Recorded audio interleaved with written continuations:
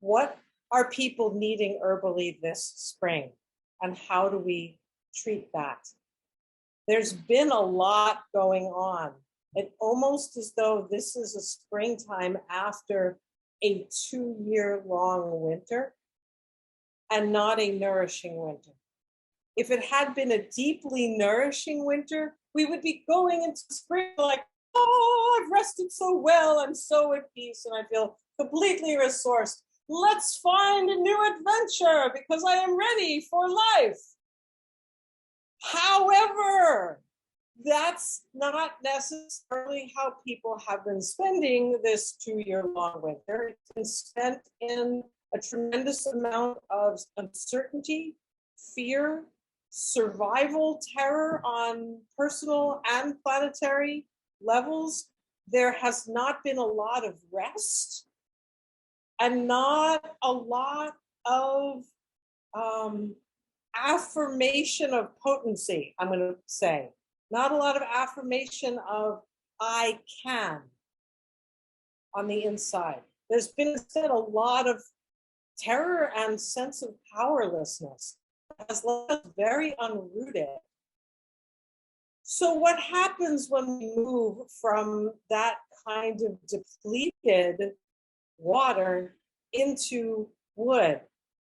A number of different things can happen, and we may be seeing a number of different things among our clients. One possible way that that can look is a lot of liver chi constraint creating inhibition over feeling of powerlessness. And what we may see on, or feel on the pulses may be the constraint, or we may not even feel the constraint very clearly because there may be so much deficiency underneath it. So we may then be looking for formulas that both release the constraint, usually not in this case as part of a picture of anger or impatience, but as a picture of resignation that's been locked in. When people fear to hope, that creates constraint. Like we're literally saying, like, I will not hope. I will hold myself in. I will not allow my hund to fly and be imaginative and visionary. I'm keeping all of that under wraps. Jack is staying in the box. Thank you. And we can't open that box. You get like prying the lid off. Jack, get out! It's spring. You know, like we have to actually nourish Jack deeply in the wood, blood mainly, and in the water, yin and yang, in order for there to be something pushing up against the constraint a little bit, so that there's some sense of potency, some sense of possibility that allows up and out. So what we may be seeing in our clients is a kind of resignation and despair, of fear, and an unimaginativeness. That's one whole category of what we may be seeing in our practices that we may be working with, and we would look specifically at herbal formulas and formulations that we could then work with people like that. Another way that things can go in the spring after a horrific winter is a tremendous sense of reckless urgency. I think very much about what it's like when we do not have cool and patience, and we don't have a sense of power.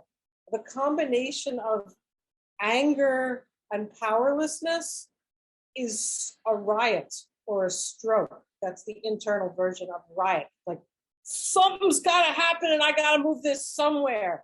And that urgent, reckless action, whether it's inner or outer, is downright dangerous. So we're going to be looking at ascending liver yang complexes, because we have ascending liver yang, we have depleted water, and we have wood that's like, gotta change, gotta make a change, gotta do something, gotta do it now.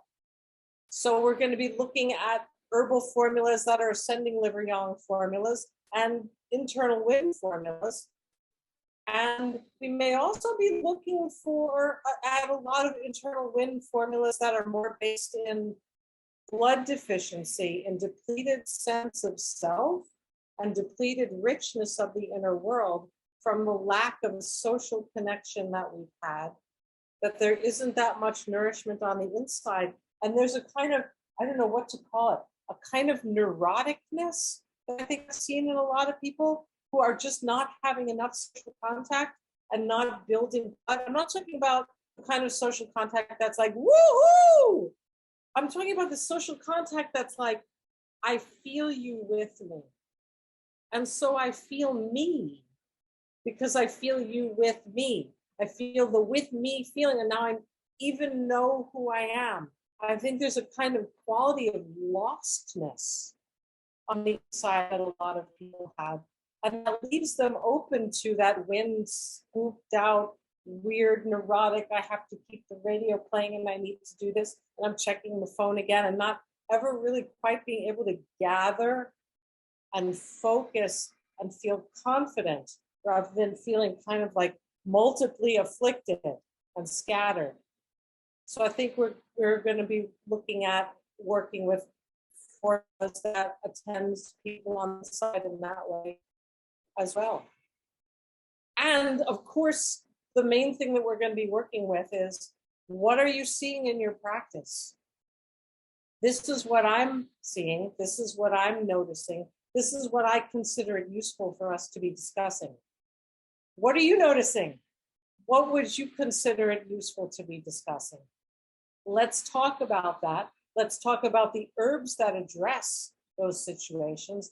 And most importantly, because it really makes a huge difference in terms of compliancy and efficacy, learning how to be those formulas, all of them, because we all have the capacity to embody all of it. And when we hand a formula to someone, while even half-assed 3% embodying the energetic of the formula, there is magic in that transmission.